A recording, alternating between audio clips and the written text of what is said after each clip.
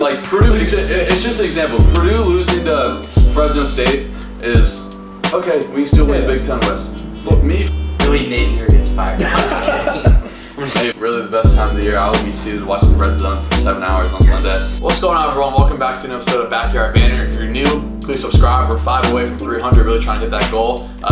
Hopefully, we'll get a lot of new viewers from this episode. Again, it's free to subscribe. Just hit that button and leave a comment what you thought of the episode. We're joined by professional basketball player Lacey James. Yeah, he was incredible. Super happy to be able to talk NBA around a great time. If you're an NBA fan, this is the time that you live for. So right around NBA playoff time. So Lacey, shout out to him for hopping on Backyard Banter. So. Yeah, it was a great conversation. Shout out to Lacey for joining us, and best of luck to him in the future in his professional career. Like we mentioned in the open, we were joined by Lacey James, professional basketball player. Lacey, how you doing today? I'm good. Thank you for having me. Of course. Thanks for coming on. So we're just going to get right into the questions. We want to talk about your career and just go all the way back to high school, kind of talk about how your recruitment was like, how you ended up at NIU, and yeah. Yeah, so it was it was a great start to my freshman season. Actually, I got an Division I offer from Western Michigan University, and so that was pretty cool. And so having that, just in my having that on my resume right away was something big and makes me work even harder. I went to Grand Rapids Catholic Central my first year of high school here in Michigan. And then I went to Wayland Union High School, kind of little suburbs from Grand Rapids for the next 3 years.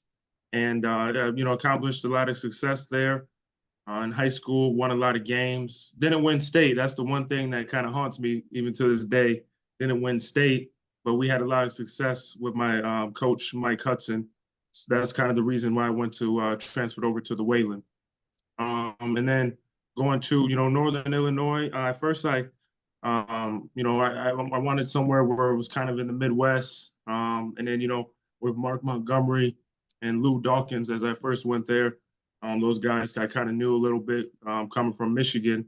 And then, so it was just a good fit. And then, I got family, my mom and other family members, and people can visit me because it was like, about 3-4 hours away. So it was, we had a lot of success there. My senior year, we had a chance to go to the tournament, the NCAA tournament, but that was COVID year.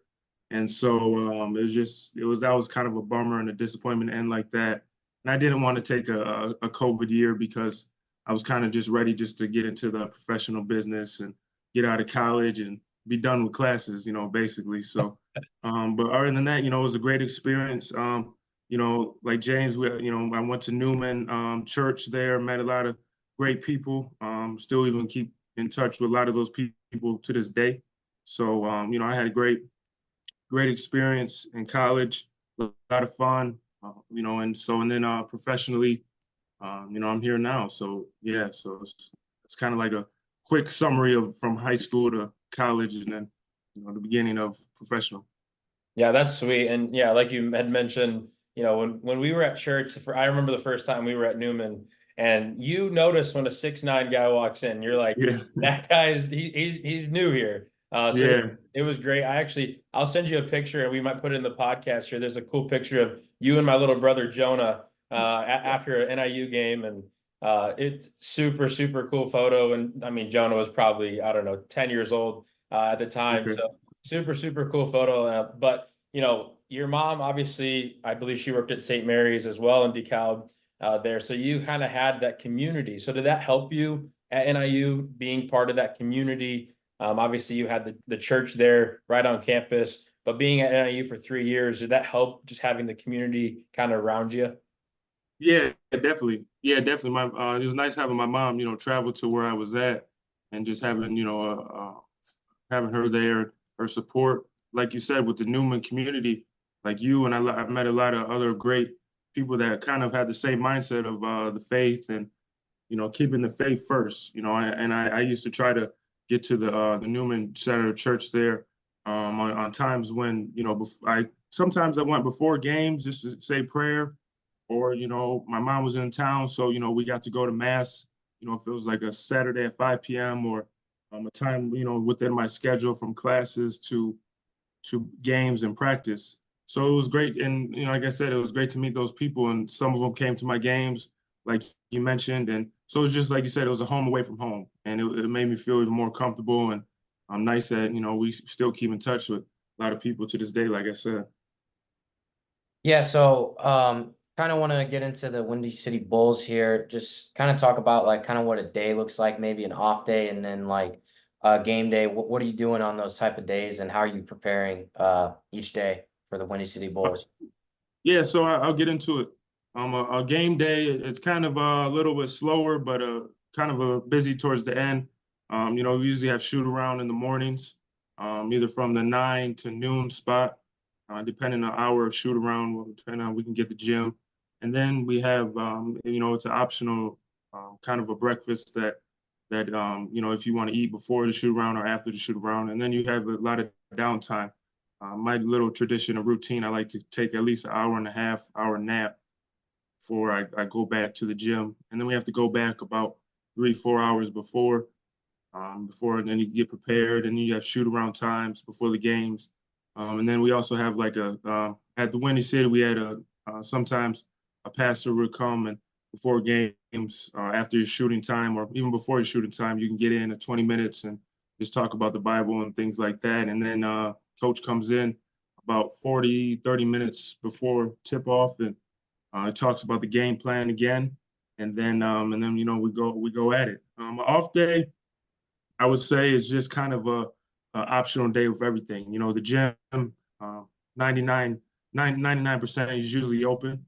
And so, it's a day where you can either get rehab treatment, or you can come and get extra shots up. There's guys around that would always rebound on the team. And so you can either get shots up and also a lift in as well. So it's kind of an optional day. I usually like to get in the morning, my treatment and my shooting, and then have the rest of the day to kind of relax my body and take care of it. Because, also like in the apartments and things we were staying at, you can also stretch and take care of your bodies. Nowadays, 2024, they have all these technologies and things like that where you can carry around and use on your body. So you can get really creative with it. And then another day, a practice day, I would say is even busier because, usually have practice, say at 11, practice go from 11 to 1. But, you probably come in, well, my schedule, I usually come in an hour before practice, stretch, get loose, and then get some more shots up before practice. And then after, you probably will stay another hour just to get some more shots up, more extra work in, or if you want to get some film in. And then, you got probably another 45, 40 minutes with rehab. So, you're looking at like you start your day early in the morning, but then you don't get out sometimes till late in the afternoon. But you got to love it at the professional business. So those are kind of the days how things would go. Yeah, and before you went to the Windy City Bulls in the G League, you spent a year overseas in the UK League. Just talk about the transition from NIU to that league, and just kind of what it was like living overseas for a year and playing kind of that brand of basketball. Yeah, it was a great experience. I was actually talking to somebody. I was talking to somebody over there I keep in touch with, talking about just coming over there during the summertime, and maybe if they have any games or just getting some workouts in, take a little vacation. So I would go back because London was such a great city. I would recommend you guys check it out if you haven't yet. Playing the style of basketball, I would say it was just a little bit. I would say the court and the spacing with everything was just a little bit tighter.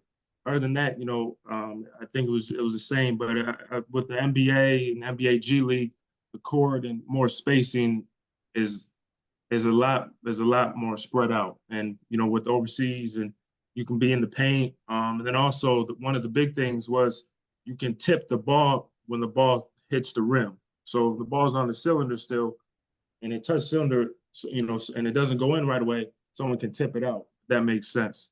And that was probably the two biggest things, adjustments. But other than that, people treated me, with great open arms, and also I didn't have a language barrier. They spoke the same, and that's the biggest thing when you go overseas.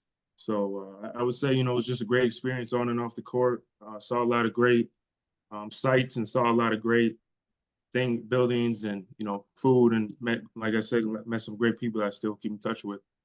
Yeah, that's great. And I think, we're kind of familiar with people kind of taking that step maybe and just hearing about going overseas to play professional level. Cause, it's hard to make it at the pro level right away, in the US. And so we've heard some of our friends here at Benedictine talk about, just making it over there, just playing professional level. But, I kind of want to talk about last season, your first G League experience, I guess 2 years ago now would be, you started in Grand Rapids, and then you make your way to Texas. So that difference between moving from Grand Rapids to Texas in the middle of a season, what's that like? Was that stressful? Did your agent help out with that? Kind of talk us through that journey of just picking up and getting and moving somewhere else.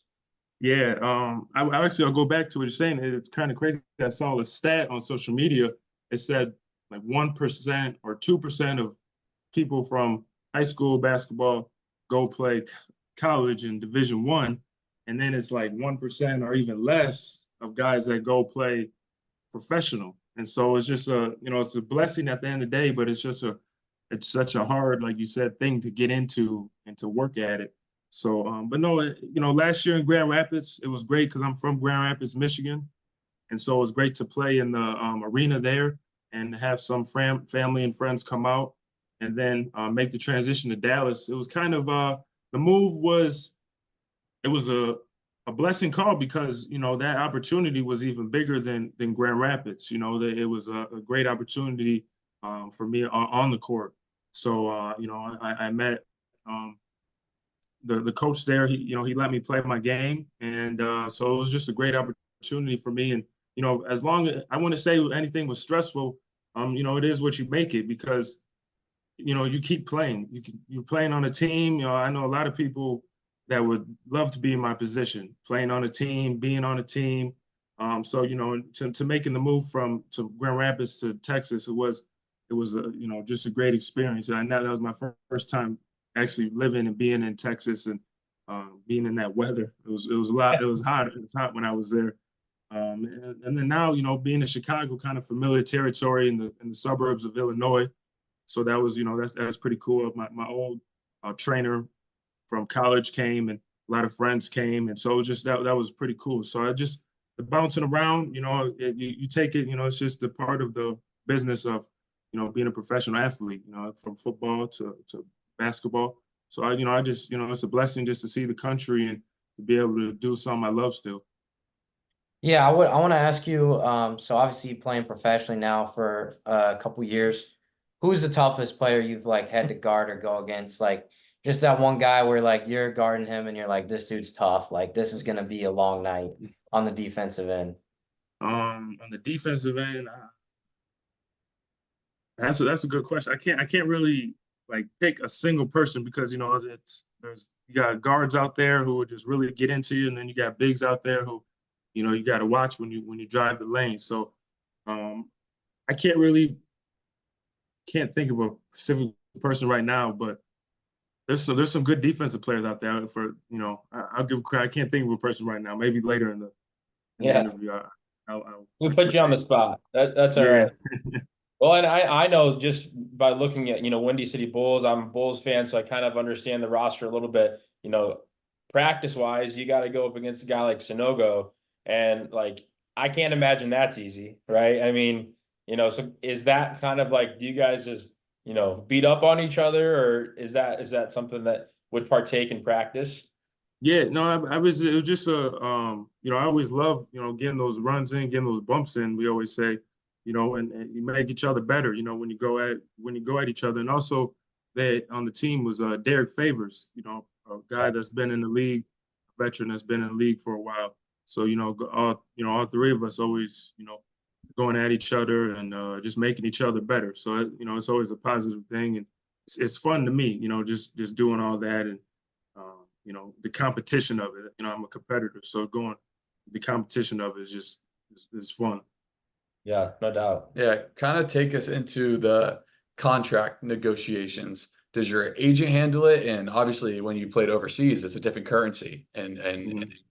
So kind of talk about what it was like Does your agent handle it? Are there certain things that you tell him that you want? Just how the process is that negotiated for a professional basketball player? Yeah, my agent handles most of it all. So I don't really, hear or do too much. It's kind of just me just put my stamp of approval on it. So my agent, he'll handle all that, and I just make sure that everything, is what I like, and I agree to it. At the end of the day, I'm the one that has to travel to those places or be at those places. So I'm just the final level of approval with those contracts. So he's the guy that kind of handle, well, not kind of, he's the guy that does handle all those negotiations with the teams and with the front office and everything like that. Yeah, that's sweet. Kind of taking a step back, obviously, we talked about your career in college at NIU. Obviously, you transferred. You transferred into NIU after your freshman season at Rider. With the current state of college basketball, I'm kind of curious on your opinion on the transfer portal. Obviously, you were a member of it. You're kind of normal, as in you only transferred once, but we're seeing guys who, especially in basketball and football, that transferred 2 or 3 times before their 4 years are even up. So what's your opinion on the transfer portal? And then what do you think of the state of the transfer portal that it's in right now? Man, I wish I was had the rules when they do now because I had to set out a whole year. Yeah. And so unless your coach or coaching staff got fired, or you get an approval from the NCAA, which was rare during that time, if you transferred anywhere, you had to set out a whole year. So that's what I had to do. But and back then, like when I transferred, it was like, whoa, he's transferred. That's unheard of. Back in those times. So I wouldn't say unheard of, but it was just a rare thing because of conditions you have to go through. But now I think it's great all what's going on. Guys are getting paid. Guys are able to move around. Maybe sometimes I know guys a little too much are moving around every year thing, or maybe even in the middle year or something. But I think it's something. But I think it's great.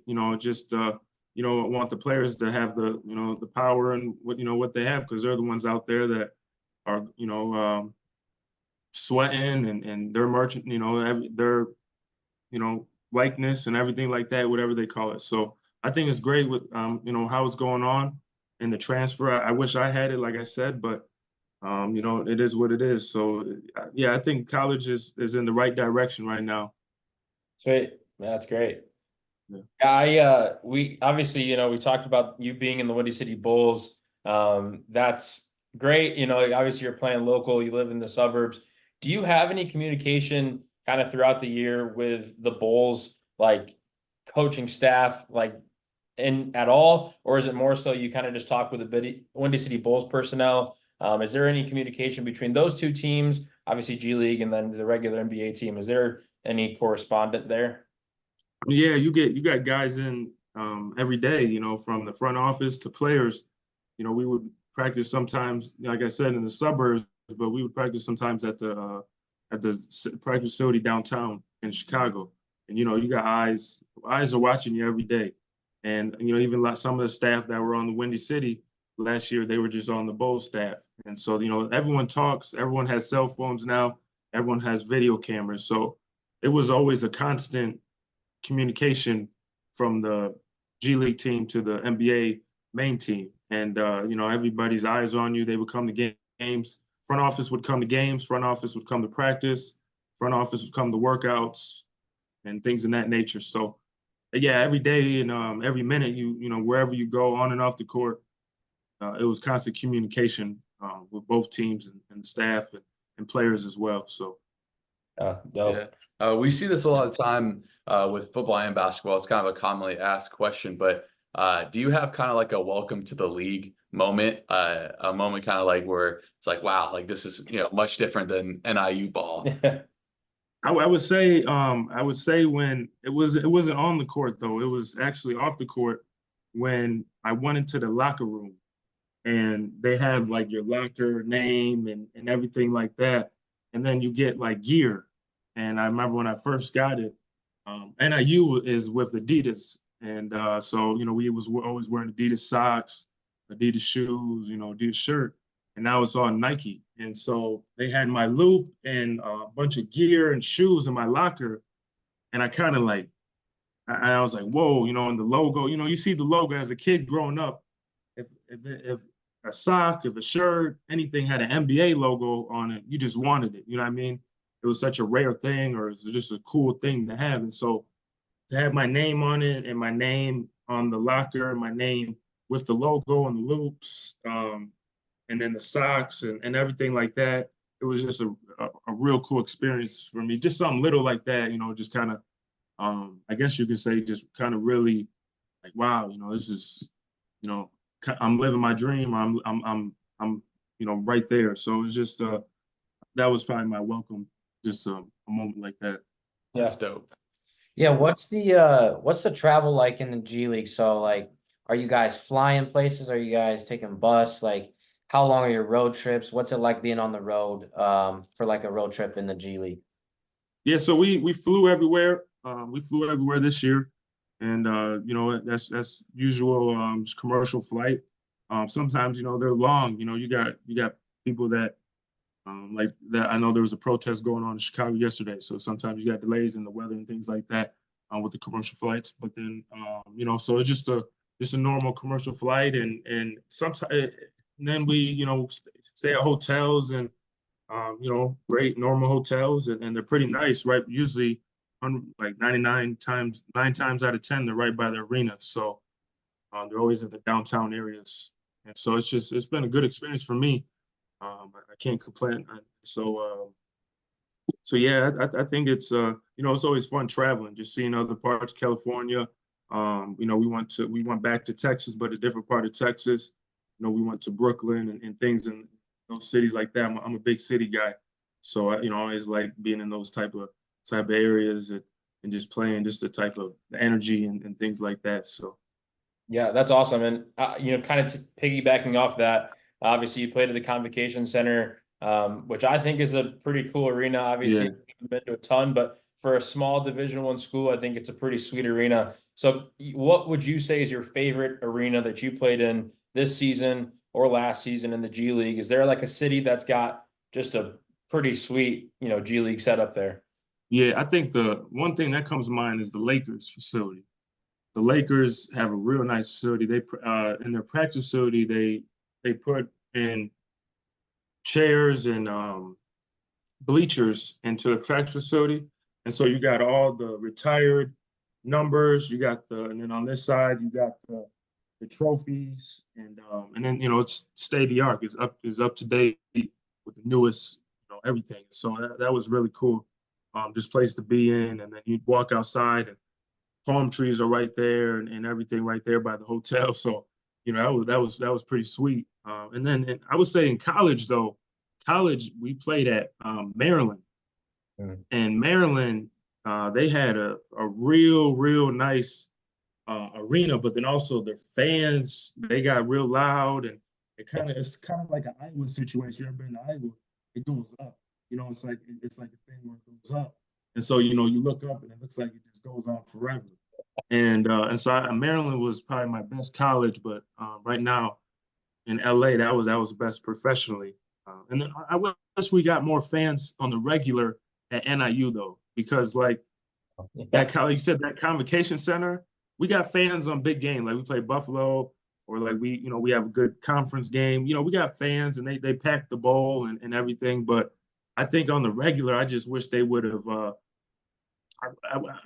I wish they would have advertised it. I would say a little bit more. The advertise, and the people in the compliance or whatever area. I wish they would have put it out a little bit more. But it could have been one of the best. It is one of the best arenas, but could have had one of the best fans and everything like that. But that's a different story for a different day. Well, and I totally agree. I mean, I've, born and raised in DeKalb, so I've been to plenty of NIU games. I was at that Buffalo game when they were nationally ranked, and, we took them down. The Huskies took them down. I was there, and like you said, sometimes we have all that, outside seating that we kind of just keep in just because we're not getting a ton of fans. So I completely understand what you're saying there. So maybe one day NIU will get ranked, and who knows, maybe we'll pack. Yeah, because I think it's more of a commuter school, right? Yes, and so I think and so I think people just didn't want to stay around, and I don't know. Maybe one day they'll pack it up in there, but it's a great arena though. It's a real nice, especially when we used to go late night workouts and everything. It used to be cool. Just turn on the lights and just being there by yourself shooting. And then the court, they changed the court, didn't they? They did this season. Yeah, they took the Husky out. Yeah. Yeah, I saw that. I was like, wow, because he used to have the big husky eyes and everything. So it was dope. It used to be so yeah, cool. I love yeah. that Husky eyes. I don't know if it's different when you're playing on it, but it looked I don't know. I kind of really don't notice it when you're playing on it, but yeah. when you look from far away, it's pretty cool. Right, yeah. And you're talking to, I mean, Johnny's a Florida fan. He's a Purdue fan. I'm an Oh Illinois yeah, fan. yeah. So we all know, first of all, we all know Maryland. When, Big Ten fans over here. So we always are a little scared when our teams have to go to Maryland because just historically they're going to pack it and it's going to be loud. So Yeah, definitely. everything you're saying, we kind of, we get. So it's cool. Yeah. That's cool. Yeah, so I'm kind of like a basketball nerd a little bit. I'd really like diving into like the scouting reports and stuff like that. So what is kind of like the scouting report like at the professional level? Like for us, like we get a packet kind of with the players' tendencies, their picture, their stats, and then their plays on the back. Is it similar like that? I know you guys have shorter prep times because just on the schedule, but yeah, kind of just talk about that kind of process. Yeah, it's kind of the same thing, but more virtual and more plays and things of that nature. But you get all the percentages, you get all of the tendencies.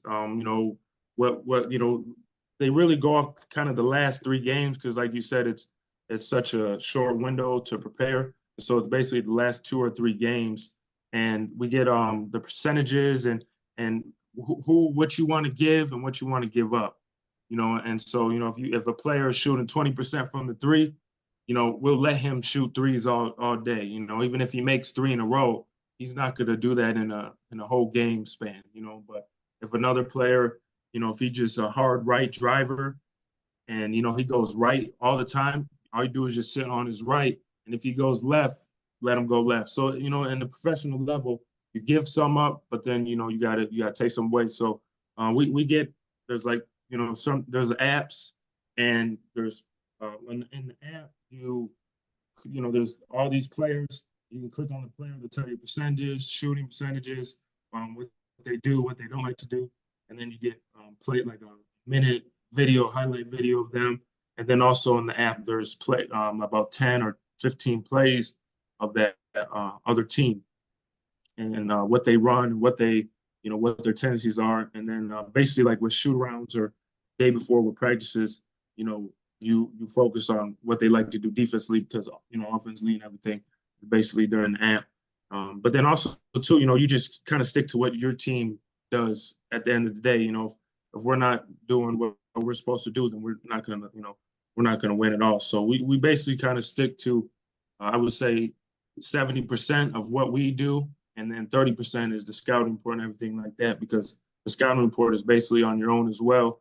They don't hold it in your face or anything that you have to do. It's kind of a optional thing, and if you want to really get into the game. So yeah, I kind of want to ask you who like got you into basketball, who inspired you, what was that player growing up that like you just looked up to and you always wanted to be like him? I always tell people actually that I came out of the womb with a basketball, and because I always love basketball. I love sports in general. Football, basketball were 2 of them, but basketball I always, especially I didn't have a growth spurt. Like I wasn't real small and then boom. I was always taller than the average, kids at my age. And so I always just played basketball. And plus, as I got older and, you tackle in football, I didn't want people to go out my knees all the time. So, football was kind of out of the picture. But growing up, I looked up to, of course, LeBron. Same last name, same initials, same height now. Everything kind of just like, even more similarities, but everything kind of just lined up and, great role model off the court. So you're just somebody, of course, that you always look at him and Shaq, because when I was little, people used to call me Baby Shaq. I was so big. So those are just kind of the 2 professional athletes that I looked up. And then on my mom's side, actually, she's 6. There's 3 boys and 3 girls, and all 6 of them got college basketball scholarships. And so it kind of runs in the family. And then my dad played basketball as well. So it kind of just runs in the family of, being an athlete and sports as well. So So yeah, it's just kind of a, like I said in the beginning, I came out of the womb with a basketball, so That's kind of sweet. just have it. And you talked about LeBron, so I mean, it wasn't on our script or anything, but we got to ask you who's the GOAT? I mean, who? Michael Jordan. All right, good. All right, we don't have to. There's no knock to LeBron, no knock Yeah, right. They're both great. Kareem or anybody, but I think Michael Jordan. He's my GOAT. Yeah. Most of us agree. Johnny kind of agrees. He just I he agree. loves LeBron. I just don't. He loves LeBron too. So. The people that have like Kobe as their GOAT, or Yeah. some people with Allen Iverson, I don't get behind that. I think if you have LeBron or MJ at your number one, you Yeah. can't. You think LeBron? I don't. I think that no one was better than Jordan at his peak. At Sure. 19, I don't think there's a better player than like 1992 Michael Jordan. But I do think, I don't know if there's been anyone in modern sports that will ever have a better career than LeBron The James. longevity. I mean, he's 39, averaging 27, 9, and 9. I mean, Yeah. against the Pelicans the other day, he had 13 assists in the first half. Yeah. So I don't know if we'll ever see that level of dominance over that such a long span.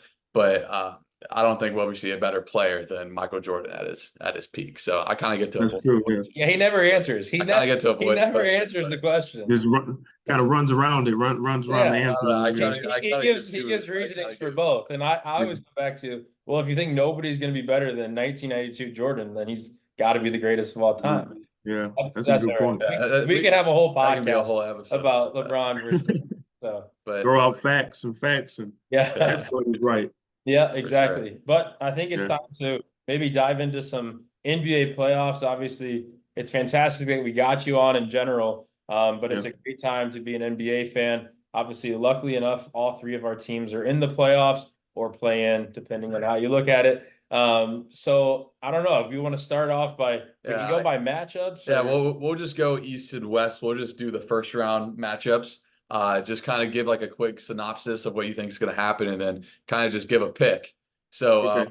we'll start in the east. We'll start with the 3-6 matchup with Tanner's Pacers going against Milwaukee. Milwaukee's a 3, Pacers a 6. Obviously, Giannis is out for the first 2 games. So yeah, what do you think? Yeah, I heard that. I think Milwaukee will come out there, but I think it'll go to 7. And I think Milwaukee will come out. I know they got Lillard, and I know Bobby Portis has been playing pretty good. Bobby Portis been killing lately. I'm not gonna lie. Bobby Portis been killing lately. I think he's been. I think so. I think it'll go to 7 though, but I got the Bucks.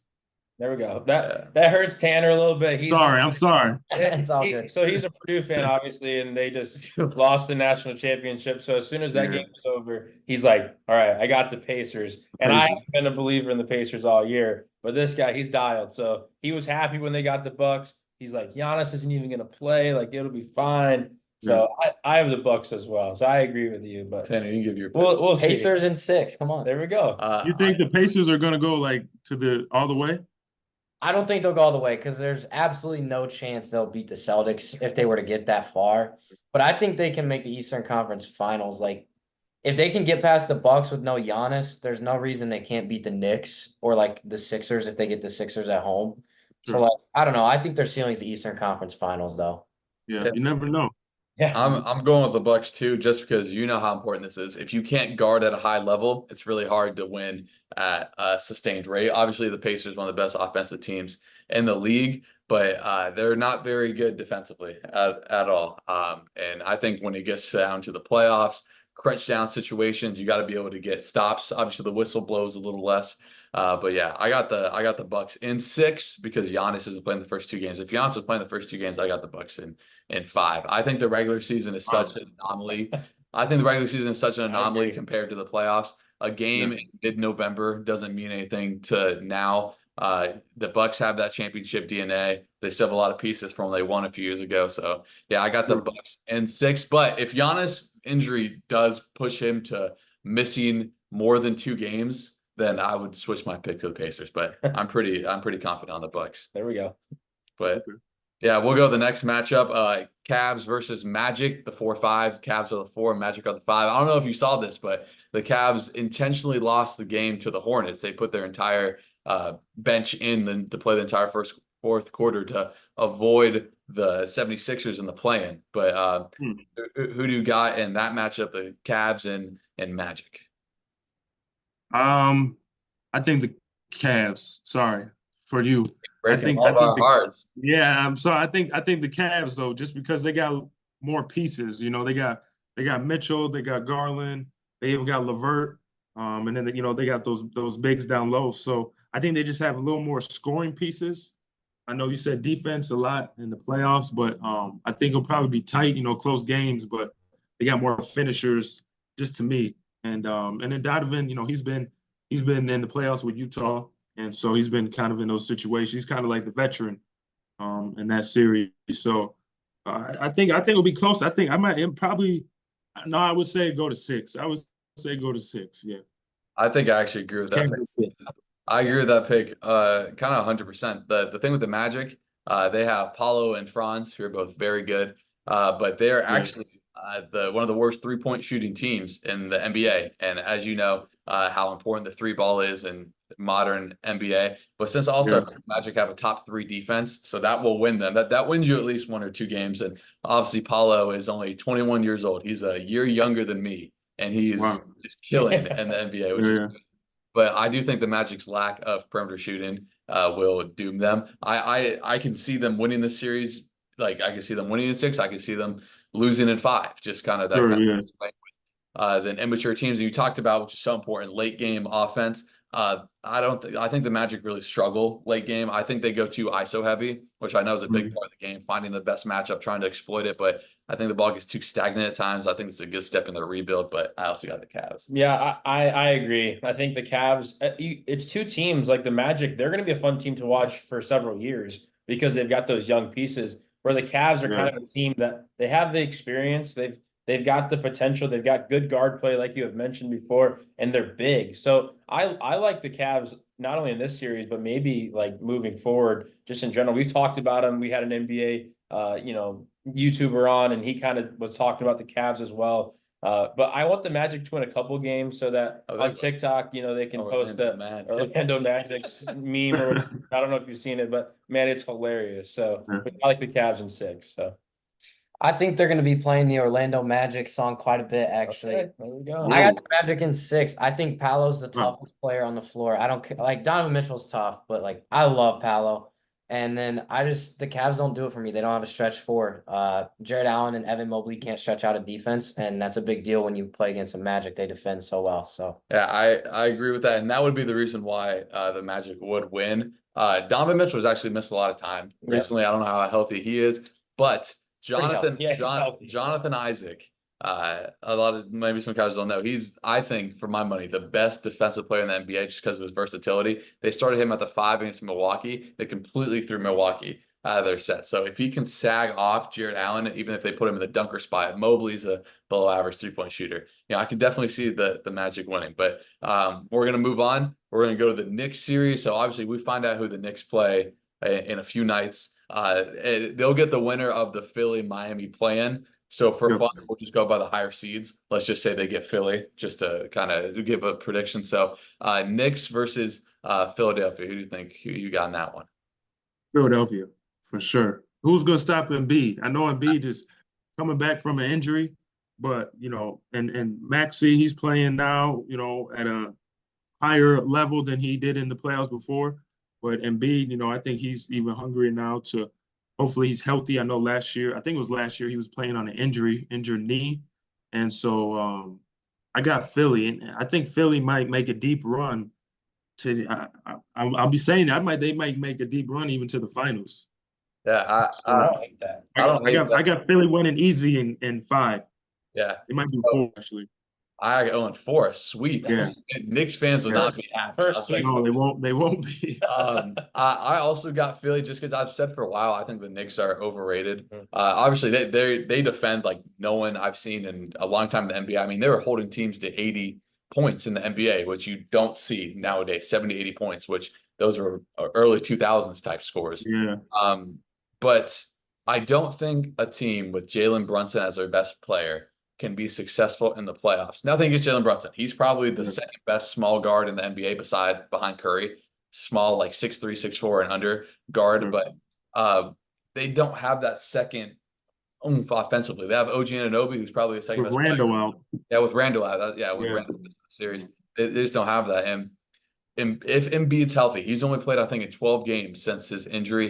You know how important conditioning it is, and then once you miss a period of time, it's not there for him. But if he can be 80% effective, I mean, Isaiah Hartenstein isn't guarding him. No. Mitchell Robinson missed almost the entire season. He's not guarding Embiid either. No. And Tyrese Maxey, who's an all-star this year, is going to be the most improved player. So I like the 76ers as well. I don't like him at 4. I actually like him at 6. I think Jalen Brunson can win you a game or two because 76ers don't have that guard defender that could very much limit him. But yeah, watch out for Buddy Hield. You know about Buddy Hield. He's gonna be the X factor for the 76ers. Yeah, I totally agree. I think we've kind of edged 76ers into this, assuming they we don't win know. the play-in. They could lose. I think, in my opinion, the toughest game is going to be this Miami game. I think I'm more concerned about them getting past this game than the Knicks because of what we've said.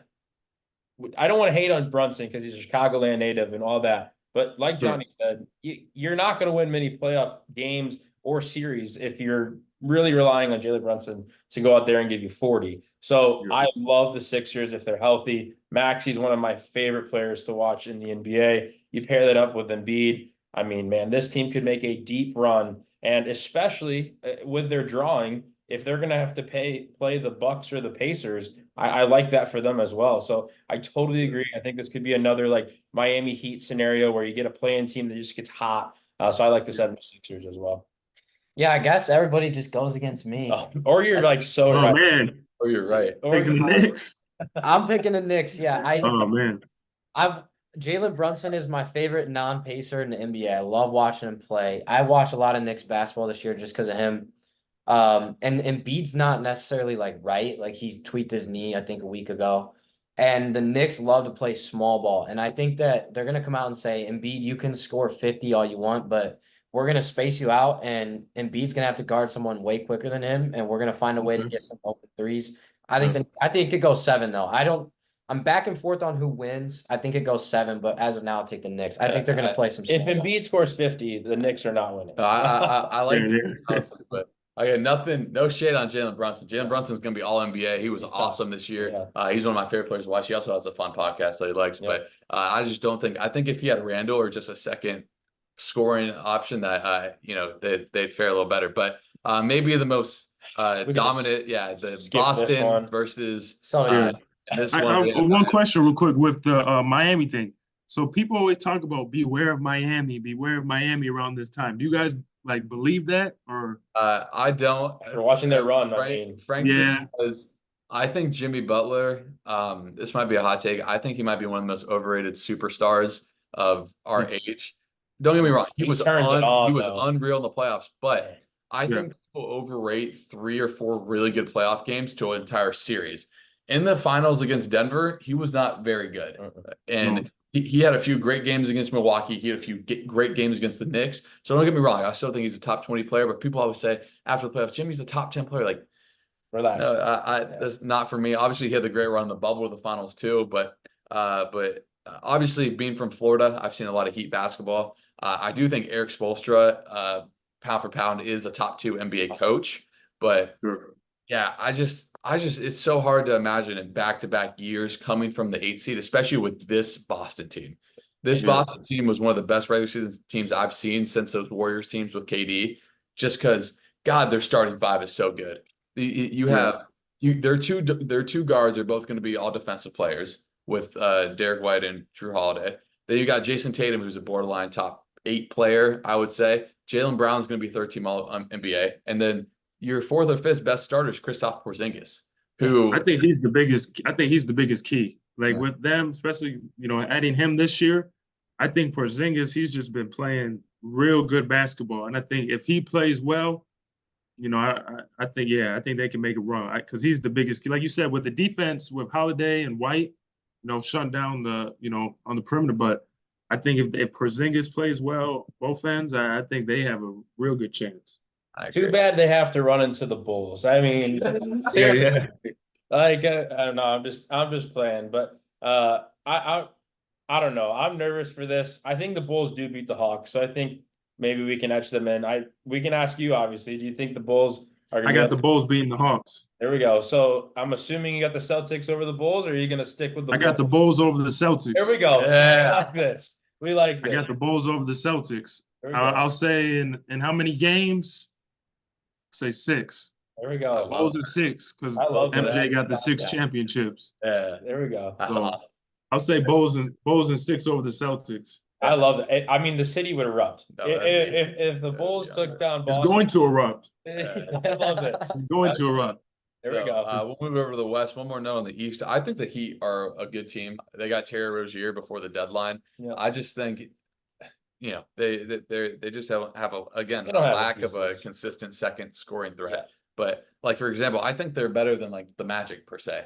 But obviously, the Magic had a better regular season. We'll go over to the West. We're gonna go straight down. OKC got the 1 seed, youngest starting 5. I think their average age is 24. Unreal. And North Carolina, who was in the Sweet 16, their average starting age was like 23.9, just to kind of put it in perspective what Mark Downhauer is doing over there. So OKC versus a plan since so the West plan is crazy. You got the New Orleans Pelicans who almost won 50 games. They're the 7th seed, they're in the play-in. And then you got the Warriors, that's a 10 seed. You got Sacramento. So first, who do you think is going to come out of the play-in? I think who's going to come out. I think the Lakers will come out of the play-in, and I think the Warriors. The Warriors just have that, I think they just have that winning DNA, and I think they're going to come out. And I think if the Lakers come out, I like where the Lakers are at because they get the answer right away. You know what I mean? Because Denver, if they win. I think they'll win versus Pelicans easy, but they win versus Denver. I can see them going to the finals because they get either you're going to beat the top dog. You got to beat the top dog early to figure it out. You know what I'm saying? So I like where they're at. Yeah, no, I love that. I agree with that. I think the Lakers only don't match up well with one team, and that's Denver. Yeah. But Yeah, you mentioned West Conference Finals. I have the Pelicans personally, but that's I mean it's a play. you got the Pelicans. I do have the. Why do you have the Pelicans? So there's 2 players in the NBA who I love watching, but sometimes it hurts to watch. And one of them, Zion Williamson, because when he's taking the ball up the court, you're like, oh, what's going on for the Pelicans? But he's just so tough. Like he is so good. And I don't want to say I'm a LeBron hater, but I'm a You're LeBron a hater. LeBron hater. I'm a LeBron hater. So I don't like the theatrics and all of that. So yeah, he's great. And I would never deny that. But I like the Pelicans. I think Zion Williamson has been fantastic to watch as of late. He is fun to watch, but again, he's like the Joker, as in when you watch him take the ball up the court, you're like, how does that even make any sense? Well, then you watch the Joker and he just slings one behind his head and it goes in. And you're like, that doesn't make sense either. So there's a couple guys in the NBA that are like that. And for Zion, I mean, obviously we knew out of Duke, out of high school, we knew he was going to be special, but he's carried that over into the NBA. And I think this is a series. I think this is a game, and maybe he's going to have a potential against the Thunder to maybe just etch his name and say, hey, I'm as real as it was when I came out of Duke. So I have the Pelicans to beat the Lakers in the play-in. But again, it's the play-in. I don't really care what happens. And in this scenario, though, we have the Thunder versus the Warriors. So in a 7-game series, who do you like there? Thunder versus the Warriors. I think the Warriors. I don't know. I know a lot of people are saying the Thunder are, they're the number 1 team in the West, but they're a good team. But I just think the Warriors, like I said earlier, they just have that winning mindset, that winning. They know what it takes. Especially their guys are healthy, and I just think that it comes down to, the Thunder are going to get some games in. They're going to get some wins. They're going to get some games, but at the end of the day, Curry is Curry, and they know how to win. The coach knows how to win, and I think the Thunder are young, but I think they're just. And plus, now everyone's kind of looking at the Warriors. They're kind of, I think more pressure is on the Thunder because they're the number 1 team. And, if the Warriors lose, they're a lower seed. So I think there's more pressure on the Thunder, and they'll feel that when it gets in crunch time. Yeah, I don't hate that pick, but the reason why I don't love the Warriors is I've said it a few times. They don't have a secondary scorer. at all. Mhm. Jonathan Kuminga is probably their second most talented player, and he's hit or miss. Klay Thompson has been better lately, but didn't have that good of a year. So yeah, if this was a matchup, I like OKC just because they can really shoot it. Obviously, Shea is a walking 30 piece. I mean, he gets 30 in his sleep. Chet as a rim protector is really good. Jalen Williams, one of the most underrated players. The guard, Jalen Williams, we got two of them. So yeah, I like the Thunder in 5 or 6. Yeah. Yeah, I would take the Thunder as well. Yeah. Um, We talked about him. We had like I said, we had an NBA guest, and I had talked about I had made fun of the West. I was talking about, I don't think the Thunder can continue this. I don't think the Timberwolves can continue this. And man, I was wrong, right? You got two teams there that were a game away from being, they were all tied for the 1 seed there on the final day of NBA basketball regular season. So shout out to those teams. The Thunder have said, we're young, but we can win a crap ton of games. And that's what they did. And I think they're going to take this young core that they have. And I don't know if they're necessarily going to get to the finals, but they're going to get enough, there. So moving forward in a couple of years, they're going to have the experience to get to all the way. So shout out to the Thunder, man. I was discrediting them, but they're legit this year.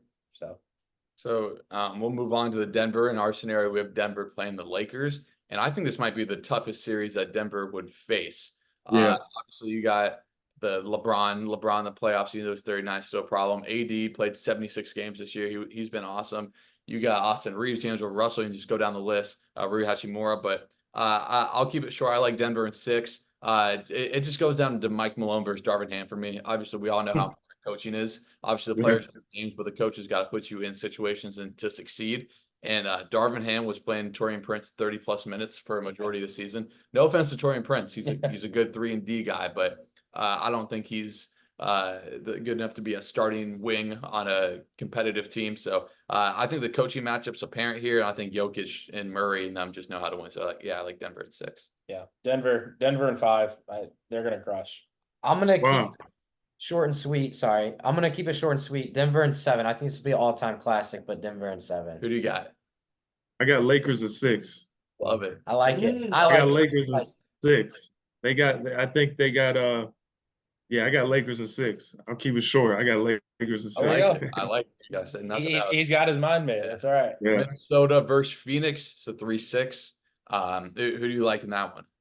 This will be a good one. I think because Minnesota has been winning, and they got a lot of good pieces, and especially I don't know if Mike Conley is he's kind of like their best perimeter defender, you think?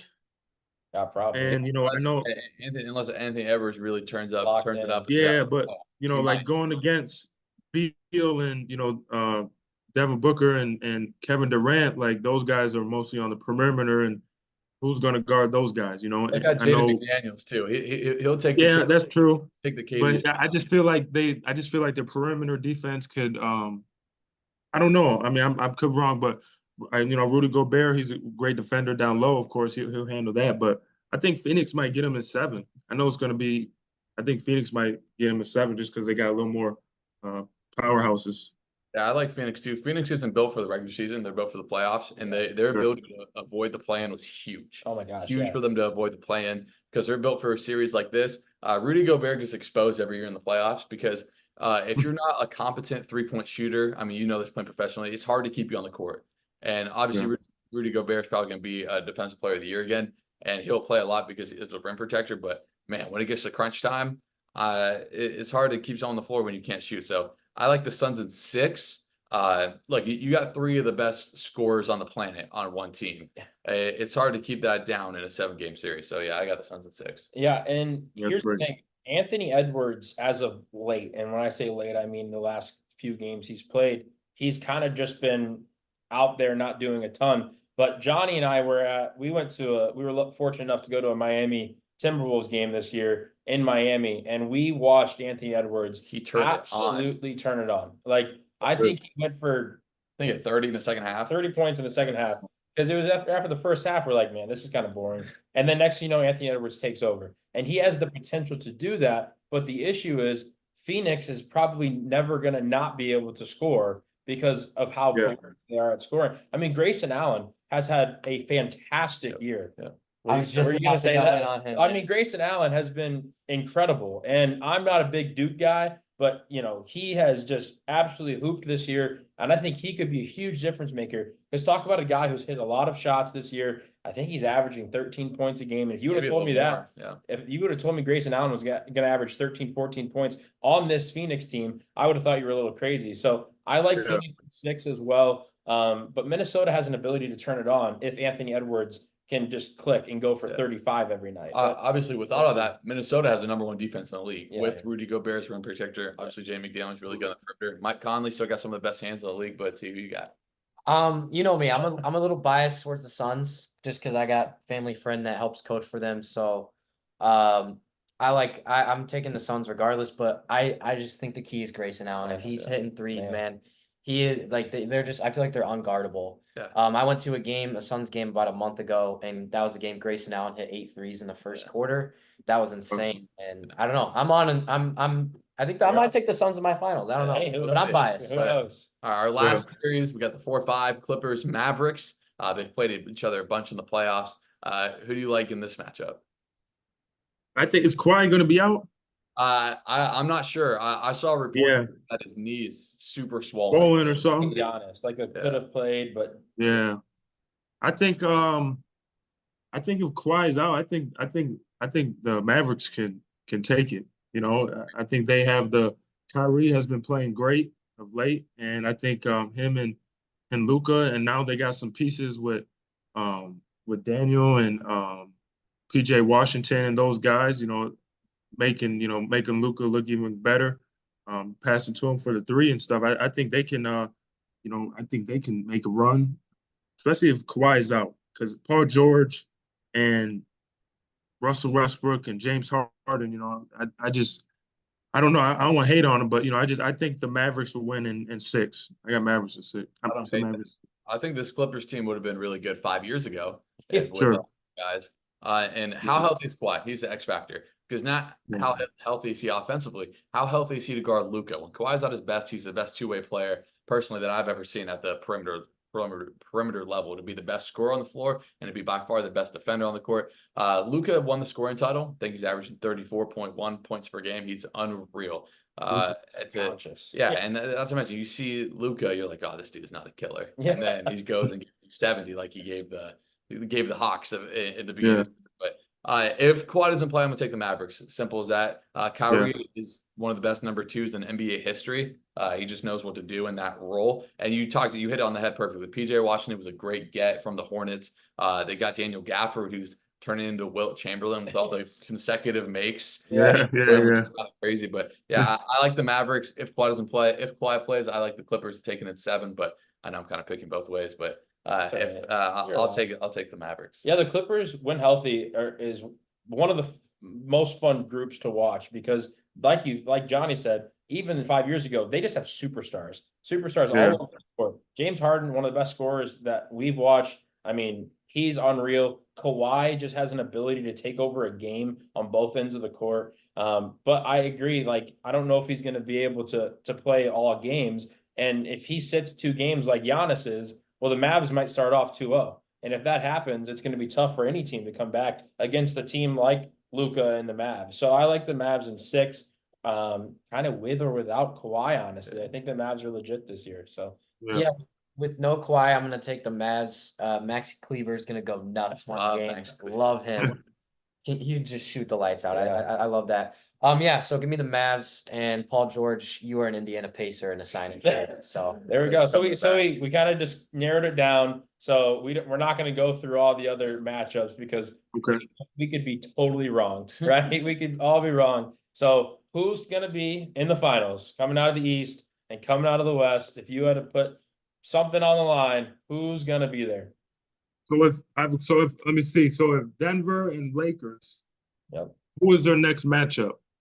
So they would play. No, they would. Suns or T-Wolves. They play the Suns or T-Wolves. So in our predictions, they'd play. It would be Lakers Suns in the second round. Lakers Suns. Okay. I think Philadelphia is going to come out of the East. Okay.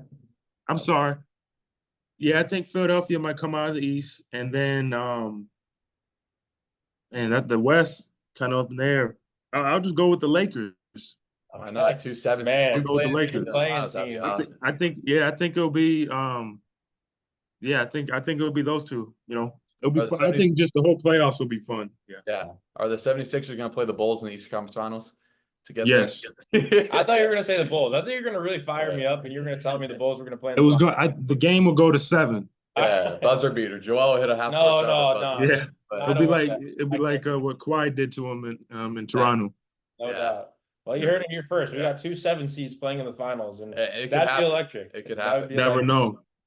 Yeah. Lacey, very much appreciate you coming on. We had a blast talking to you. Thank you for sparing some of your time. Just thank you so much for coming on. Yeah, totally. Thank you for having me. Yeah, this was great, and it was perfect timing right before the NBA playoffs. So yeah, we'll see. We sometimes make some crazy predictions. Sometimes we hit it on the head. So who knows? Maybe our playoff prediction might be correct, and we might see the Sixers playing the Lakers in the NBA Finals. So I can see Never it. know. never know. Thank you guys so much for watching. If you made it this far, leave a like, leave a comment. What was your favorite part? Leave a comment. Who's going to win the NBA championship? Again, special thanks to Lacey, man. He was awesome. Great guy. Great to talk to. We'll be rooting for him in his future. And we'll see you guys on Friday. See ya. Peace.